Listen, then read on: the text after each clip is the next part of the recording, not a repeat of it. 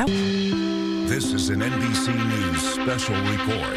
Here's Joe Fryer. We're coming back on the air with breaking news out of Minneapolis. Police and the mayor holding a news conference on a shooting that unfolded this morning at a Minneapolis church, Annunciation Church, also a school, pre-K to 8th grade. Let's listen in to Mayor Jacob Fry. But to everybody out there, do not think of these as just somebody else's kids. Those families are suffering immense pain right now.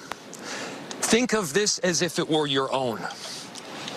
Every one of us needs to be wrapping our arms around these families, giving them every ounce that we can muster. These were Minneapolis families. These were American families. And the amount of pain that they are suffering right now is extraordinary. And don't just say this is about thoughts and prayers right now. These kids were literally praying. It was the first week of school. They were in a church. These are kids that should be learning with their friends. They should be playing on the playground. They should be able to go to school or church in peace without the fear or risk of violence, and their parents should have the same kind of assurance. These are the sort of basic assurances that every family should have, every step of the day, regardless of where they are in our country.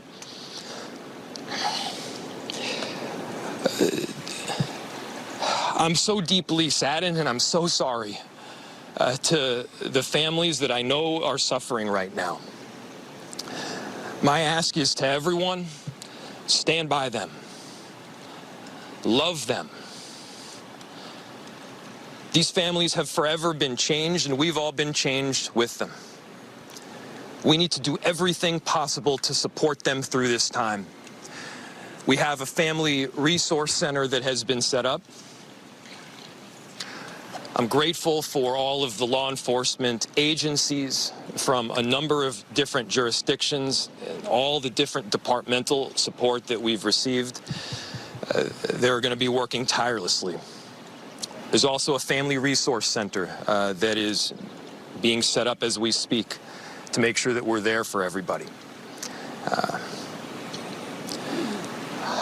Again, to the families that are suffering, to those that have experienced loss, I'm so deeply sorry. We're going to be with you every step of the way. We love you.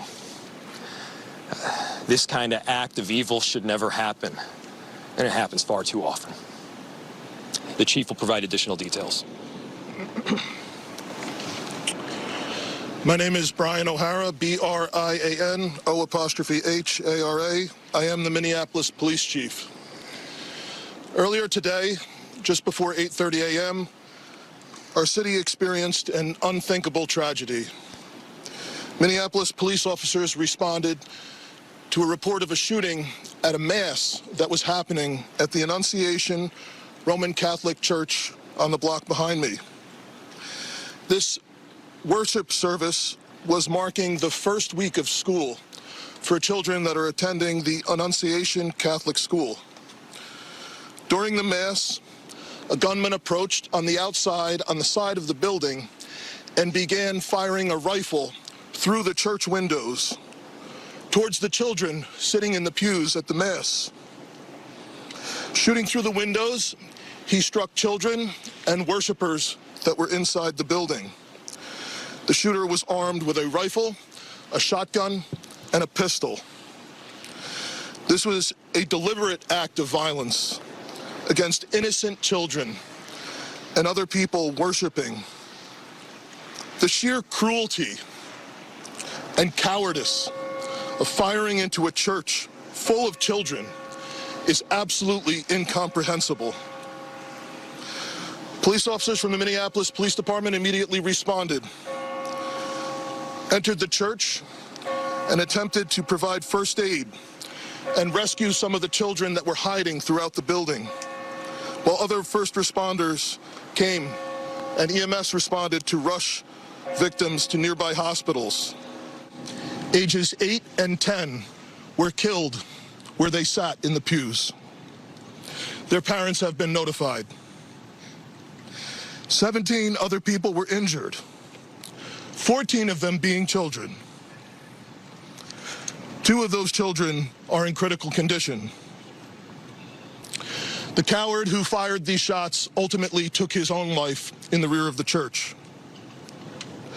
Our hearts are broken for the families who have lost their children, for these young lives that are now fighting to recover, and for our entire community that has been so deeply traumatized by this senseless attack. We will stand together to protect our children, our schools, and our houses of worship. This deliberate act of violence is just a sign of cruelty that is beyond comprehension. Our hearts are broken for everyone that's been affected by this tragedy. As we begin the difficult path of healing, I want the community to know this, that even in the face of such evil, the Minneapolis Police Department and all of our law enforcement partners stand with our community. We stand with these families and with this parish. We will continue to be here for you. With that, the investigation is obviously in its preliminary stages, and I will attempt to take some questions to provide further information. Chief, what can you tell us about the suspect in this case? How old was he? Any kind of motivation? Any notes or any other information he might have left? So we were looking, the question was, what can be said about the shooter? We believe it is one suspect, a sole shooter. We believe he is deceased. He is in his early 20s, does not have an extensive known criminal history, and we are looking through information left behind to try and determine some type of motive. Yeah. How many students do you have about? How many children? There were, I don't have an exact, the question was how many children at the school. There were dozens of children inside the mass at the time. I don't have an exact count.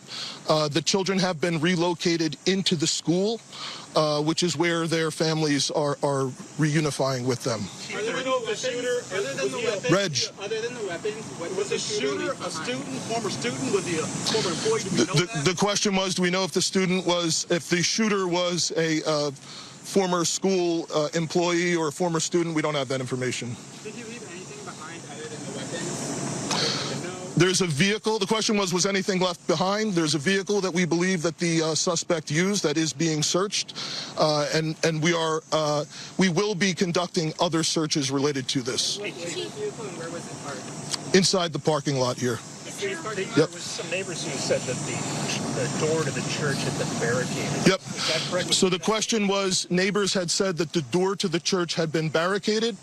The shooter approached on one side of the church building, and on that side, at least 2 doors, it appears there had been like a 2x4 placed. So not all of the doors around the building, but on the side where the shooter did fire. And on the outside? On the outside, yes. Were there any explosives that were found? The question was there any explosives? There were reports of that. There were no explosives or improvised devices that we found. I do believe there was one, I guess you would call it a smoke bomb, like not an explosive, but a sort of a firework that would release smoke. And which side of the building? North, south? The side that is closest to us, here, on this side. Yep.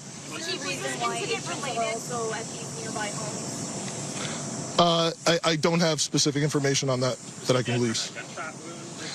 The question was, is he dead from a gunshot wound? The answer is yes. We believe he took his own life in the parking lot. Was this outside or both inside that he was shooting? The question was he shooting outside and inside? He was absolutely shooting outside of the building on the side of the church, inside through the windows. It appears he may have gone inside, but I don't believe we've located any casings inside the building. So I'm not certain if he fired also while inside. It appears, if not all, most of the shooting happened outside the building. Is this shooting related to any other shootings that happened in the last 24 hours? Yeah, Taylor's asking, is this related to any of the other shootings? This does not appear to be related to any other shooting in the city. Do you know approximately how many rounds were fired? The question was how many rounds? I would say it's in the dozens. We don't have an exact count. There's a sidewalk on the outside as well as a grassy area, so obviously we are going through and taking our time to process the scene. Was he firing his one weapon, like the rifle? The question was he firing one weapon? We believe he had fired all three. He had a rifle, a shotgun, and a pistol. Chief, was this individual licensed to conceal and carry? Did he have any? Were the weapons, was he lawfully carrying the weapons? I don't have that information, and I don't have any information on any significant criminal history either. Was he dressed at all in any tactical type of gear or anything? It appeared he had some black clothing on, his cargo-type pants.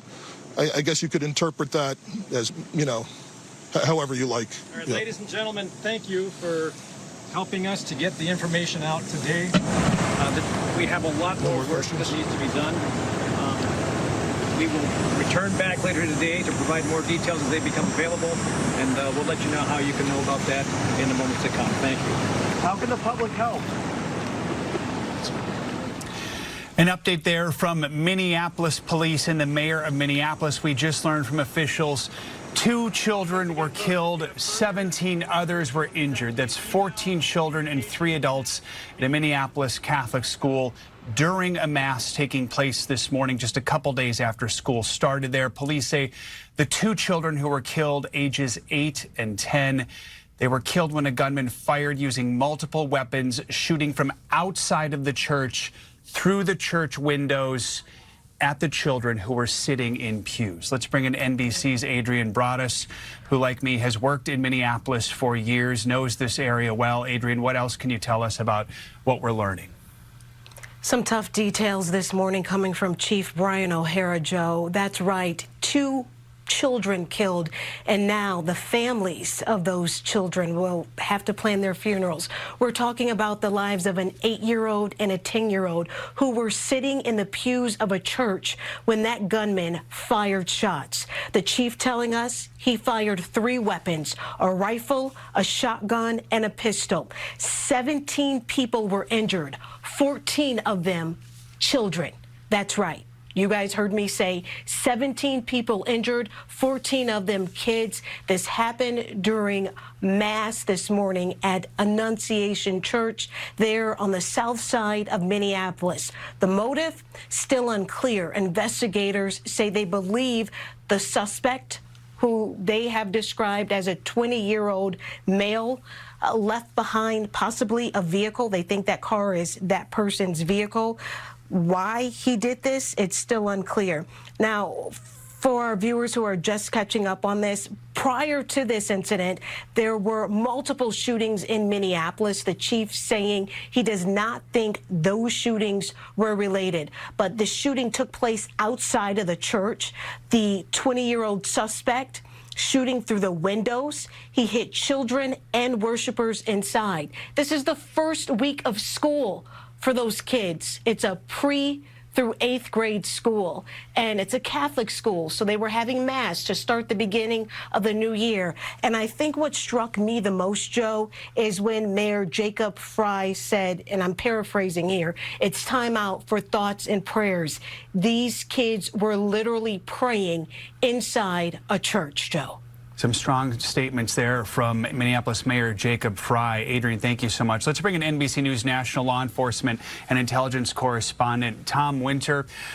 Tom, anytime we cover a school shooting, it is difficult to hear the details, but it is just chilling to hear police describing the gunman standing outside of the church, shooting through the window at kids who are attending the first Mass of the year, just their 3rd day of the school year. Police telling us no real criminal history they know of with this suspect, who is in his early 20s. Unclear at this point if he was a former student or ever worked at the church or the school. What else are you hearing and learning right now? Yeah, so the police chief there, Brian O'Hara, calling it sheer cruelty at this press conference, going into detail as far as what happened. The incident, what struck out to me is that 2 of the doors were apparently bolted or at least secured with a 2x4, according to him. And so that would have made it difficult for the shooter to get inside. Now, we don't know whether that happened happen either just prior to or just after the shots were initially fired. But obviously there was an effort here to keep anybody out of the church, and yet this individual was still able to kill an 8-year-old and a 10-year-old, firing through the windows, saying that he used all 3 weapons, a rifle, presumably a semi-automatic rifle, a shotgun, and a pistol were all used throughout the shooting. Not clear what he used to specifically initially fire upon those students who, as we've been reporting, were sitting in their pews as part of their first week of school and celebrating Mass as part of that first week of school. This individual, as the chief said, as you alluded to, Joe, no significant background or history. We've talked to a number of people in law enforcement circles this morning in the counterterrorism and intelligence realms within law enforcement. Still no initial indication of a motive for this. The chief indicated that they're going to continue to search this person who died of a self-inflicted gunshot wound in the back of that church. At some point, apparently, he was able to get inside, although it's not clear and no initial indication, according to the chief, that he actually fired from inside the church. But this individual, they're going to search him, see if there's any information on him. He kind of alluded to that. That could help out with motive here. There was a vehicle that was left behind on school grounds, on the church grounds, that they're going to search, as well as the chief alluded to some other searches that would be taking place, presumably this individual's residence and background. He was asked about the weapons and whether or not this individual was lawfully allowed to carry these weapons. He did note that there was no significant criminal history. I'll translate that out of law enforcement to plain speak. That typically means no significant felonies, which would perhaps make it difficult for this individual to have obtained these weapons or continue to hold them. But as we've seen so often, Joe, in so many shootings, whether the laws are in place or they're not, typically, obviously, somebody that's going to do that